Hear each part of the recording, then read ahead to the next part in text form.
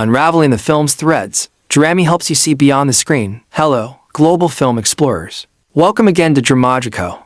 I'm your host, Drami. In many of the modern Asian horror films we've analyzed, we often trace influences back to the Golden Age classics, and one name keeps popping up: the undisputed master of the Jiangxi genre, Lam Qingying. His blend of Taoist rituals, acrobatic action, and unexpected humor defined a generation of Hong Kong cinema. So today, instead of just talking about his influence, we're doing something special. We're going to experience one of his most iconic films together, almost like finding a lost recording. Let's step back in time and witness the master at work in what many consider the definitive hopping vampire classic, Mr. Vampire. Get ready for part 1.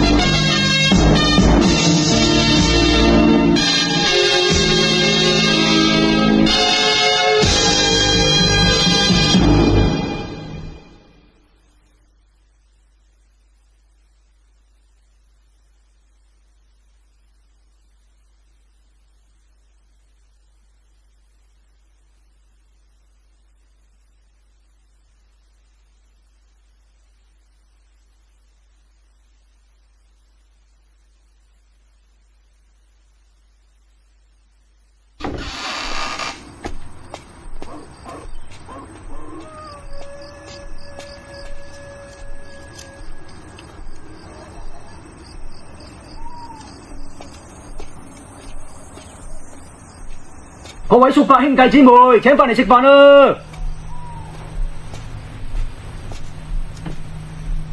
過門都係客，你哋先啦。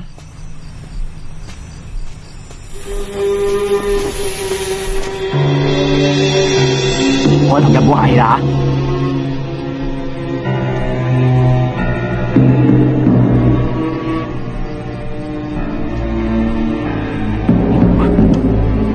唔好識啊，識咗佢哋就生猛啦。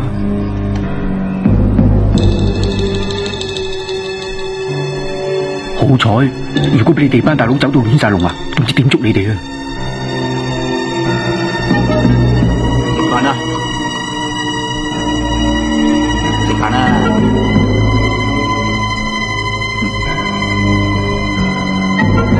食飯啦！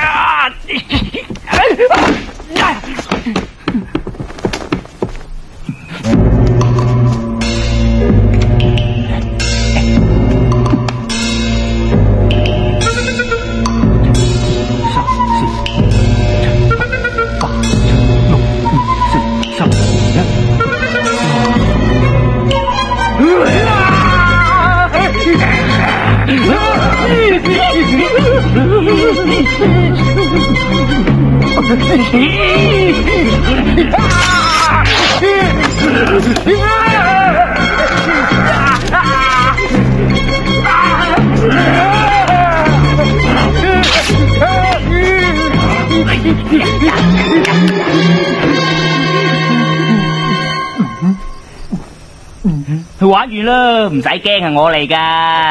你個衰仔嚟，睇下你，切，仲使乜匿埋啫？都係我啦。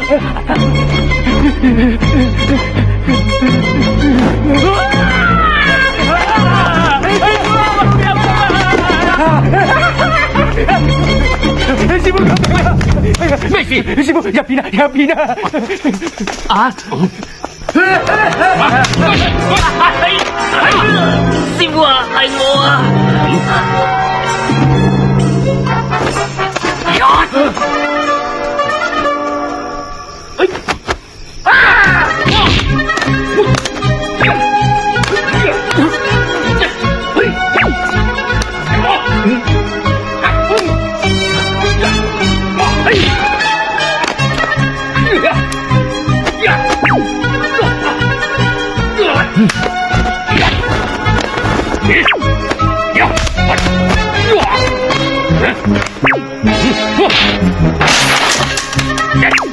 哇，都唔送走啊，師兄！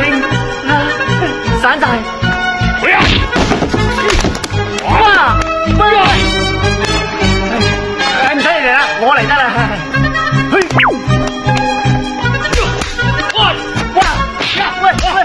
哎呀，我嚟得啦！哎呀，佢哋冇繩噶，假牙！師兄啊，咁點掂啊？打到散晒，唉，我點交差啊？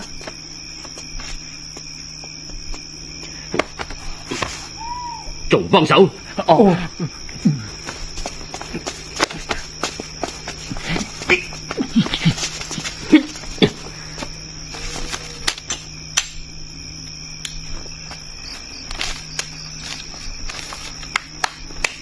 你兩條友仔玩嘛，唔好攞我班大佬嚟玩啊嘛！師叔啊，係佢啊！唉，唔使講，我走。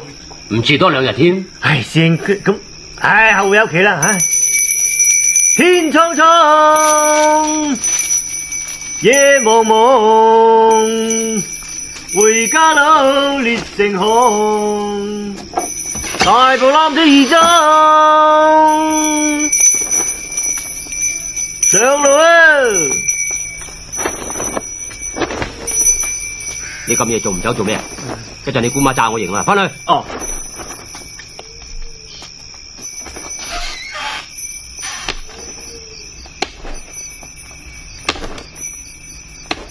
阿伯，我幫你啊，嚟。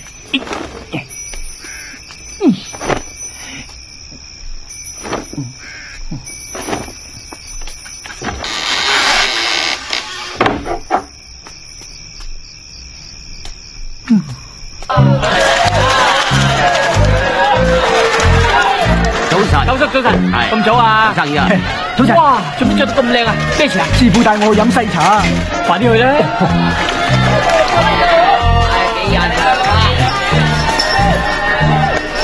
師傅啊，我可唔可以唔同你去見任老爺啊？咩事？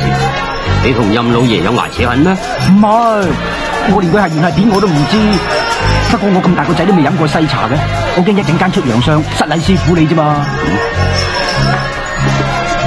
難得你咁為師傅着想，好，非常好，你怕失禮師傅啊嘛？咁你唔好去啦。我都未飲過西茶，萬一出洋相咪好醜。唔係啦，帶埋文才去，如果出醜都可以揾佢頂住先喎。文才，我喺呢度啊！師傅，你叫我啊？嗱，見你今日咁乖，我就帶你見識下點樣飲西茶法。好啊，好啊。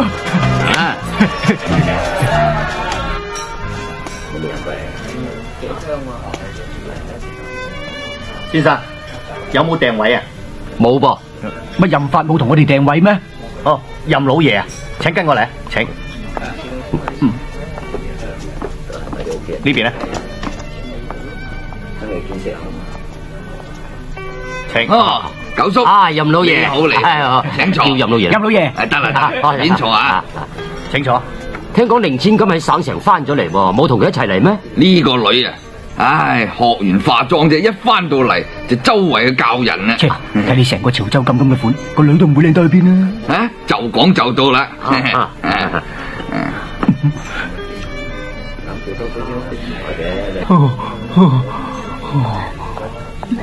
阿爹。叫九叔啦。九叔。啊，坐啦。啊，大個女咯喎。係啊，好大個啊。你哋飲咩啊？我要 coffee。好啊。俾多杯咖啡我啊。我又要咖啡。師傅啊，你要咩啊？我都要 coffee。哦，師傅啊，我唔要咖啡，要 coffee 得唔得啊？叫咗算啦。哦，九叔啊，關於先父喜官遷葬嘅事，唔知你擇好日子未呢？我睇你考慮清楚好啲喎。呢啲嘢一動啊不如一靜啊。哦，我考慮清楚噶啦。當年個風水佬都話，20年之後一定要喜官遷葬，咁先至會好嘅。唉，風水佬講嘅嘢信唔過嘅。咁你講嘅嘢夠信唔過咯。啱啊！大人講嘢，細路女唔好插嘴。既然咁，我哋預定3日後新祠動土起棺啊！咁我哋要準備啲乜嘢啊？嘿，梗係錢啊嘛！你想要幾多啊？小意思，小意思。任老爺，黃百萬嚟咗喺嗰邊。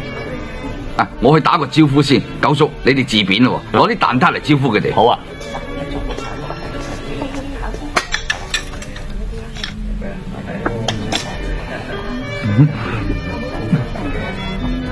師傅啊，黑白兩杯，飲邊杯先啊？你好頸渴咩？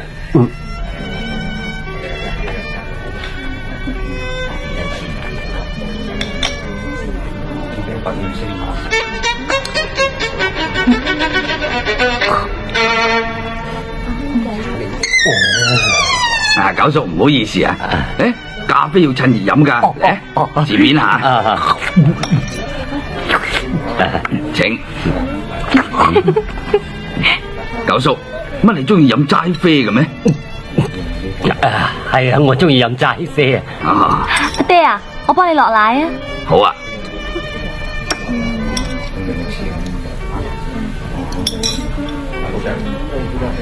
嚟。阿爹啊，我想買啲胭脂水粉啊。好啦，我一陣去搵你啦。哦。食啲啊。好啊，唔係啊，嚟，目的規矩。任老爺，你要幾多羹糖啊？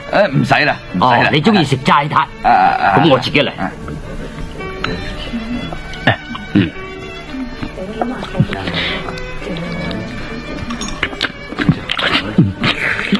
師傅啊，好甜啊！咪當食糖咯。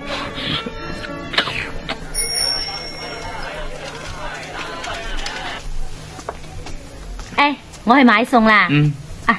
等陣間對面怡紅院會有位小姐嚟買嘢嘅，你唔好睇見人哋係妓女就蝦人哋啊！得啦，姑媽，你去買餸先啦。逢雞斬3兩，我識做噶啦。請問啲靚胭脂水粉賣？哇，咁靚，做我老婆仔就好咯。可惜啊。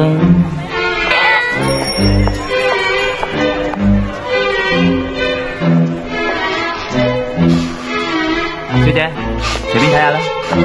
我姑媽同我講過，話你會嚟噶啦。邊個係你姑媽？頭先同你傾偈嗰個咪咯。我頭先問佢邊度有胭脂水粉賣，我都唔識佢嘅。扮嘢添噃。哈哈，你唔識我姑媽咪算啦。試下呢隻胭脂啊，唔錯噶。係咧，你幾時學做？學做呢啲嘢？學同做都係一樣嘅啫。我12歲嗰陣，我阿媽就教我噶啦。咩話？你阿媽教你嘅？係啊，可惜佢死得早啊，我唯有去省城度學咯。幾靚喎呢隻色。你今年幾大啊？18歲咯。哇，咁啊即係做咗6年。有冇諗住做到幾時啊？冇啊，如果我80歲都未死咧，我一定會繼續做落去。乜你唔係被逼嘅咩？哎呀，呢啲係興趣嚟噶嘛，點會被逼噶？呢啲嘢係女人都中意嘅啦。有冇諗住幾時離開啊？冇啊，我想將我喺省城學嘅嘢傳授俾呢度啲女仔，佢哋一定會好中意噶。你自己開心就好啦，千祈唔好教壞人添啊！乜你思想咁落後噶？呢啲唔係叫做落後，呢啲係關乎道德問題。今日到此為止，唔做你生意啊！唔該你翻過對面怡紅院。喂，怡紅院發生咩事啊？啊，原來你喺呢度。做咩事咁嬲啊？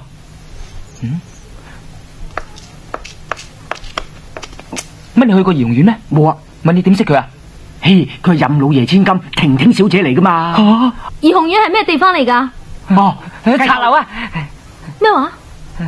周家。你話咩話？雞竇。你等我。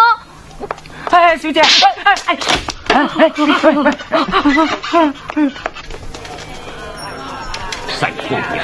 爹啊！我走先啦。乖女啊，任老爺。婷婷啊，婷婷。到底咩事？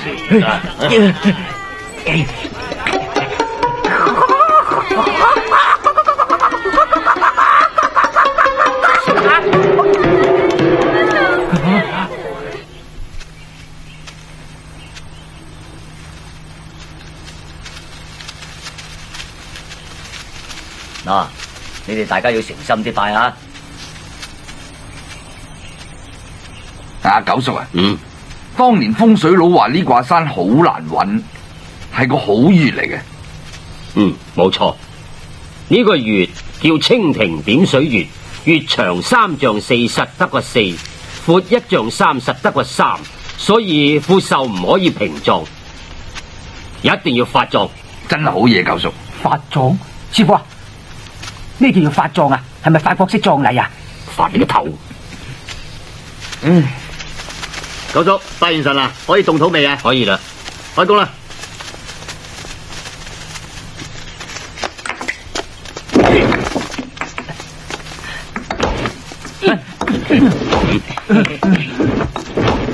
師傅啊，到底咩叫發葬啊？所謂發葬啊，就即係打掂葬。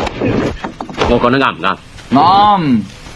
個風水佬話咩？先人打掂，後人好掂。咁掂唔掂啊？呢20幾年嚟，我哋任家嘅生意越嚟越差，都唔知點解。係咪個風水佬同你哋任家有仇啊？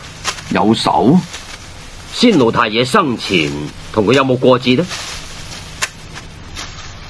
呢幅地本來係佢嘅，先父知道係好嘢，就用一大筆錢買佢翻嚟。淨係利誘，有冇威逼啊？9成9有咧，唔係點會咁大整蠱㗎？喺個蜻蜓點水月上面用啲紅毛泥冚到密一密，咁應該點啊？應該雪花蓋頂，蜻蜓點水啊嘛！棺材頭都掂唔到水，又點咩水噃？佢都算有良心，叫你20年後起棺遷葬，害你半世唔害你一世，整蠱你1代唔整蠱你18代。見到啦！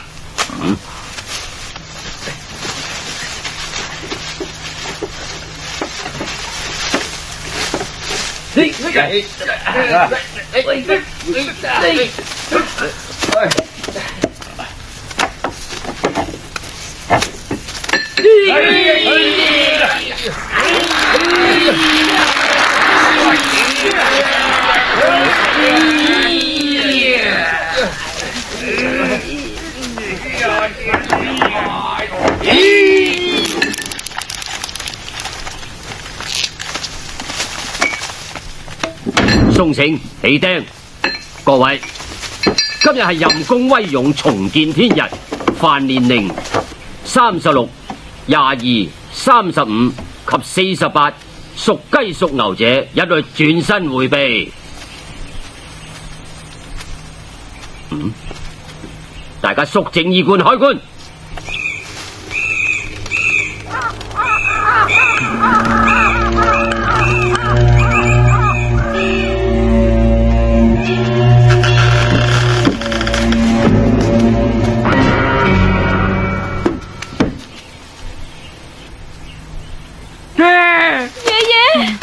咁樣驚動你老人家，孩兒真係不孝。九叔，呢個月仲可唔可以？蜻蜓點水，一點再點，一定唔會點翻同一位置。呢個月廢咗啦。咁點啊？我提議就地火化。火化唔得，先父生前最怕就係火噶啦。我點可以咁樣對佢呢？